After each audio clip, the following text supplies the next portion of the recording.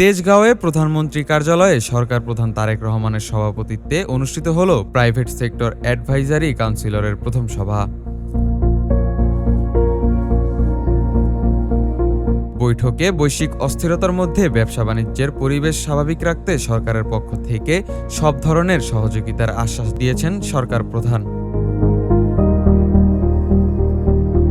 শনিবার বেলা ১১টায় তেজগাঁওয়ে প্রধানমন্ত্রী কার্যালয়ে এ বৈঠক অনুষ্ঠিত হয়। বৈঠকে যুক্তরাষ্ট্র, ইসরায়েল ও ইরান যুদ্ধের কারণে বৈশ্বিক প্রভাবে দেশের ব্যবসা-বাণিজ্যে কী ধরনের প্রভাব পড়তে পারে সেই বিষয়ে অ্যাডভাইজারি কাউন্সিলরের সাথে খোলামেলা আলাপ করেন সরকার প্রধান। প্রভাব মোকাবেলায় করণীয় নিয়েও বিস্তারিত আলাপ করেন তিনি। এ সময় যুদ্ধের প্রভাব কাটিয়ে ব্যবসা-বাণিজ্য সহ দেশের সামগ্রিক অর্থনৈতিক ব্যবস্থাপনা স্বাভাবিক রাখতে সরকারের পক্ষ থেকে সব ধরনের আশ্বাস দেন প্রধানমন্ত্রী Tarique Rahman.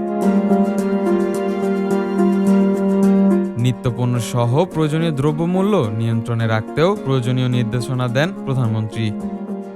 Desk report, H news.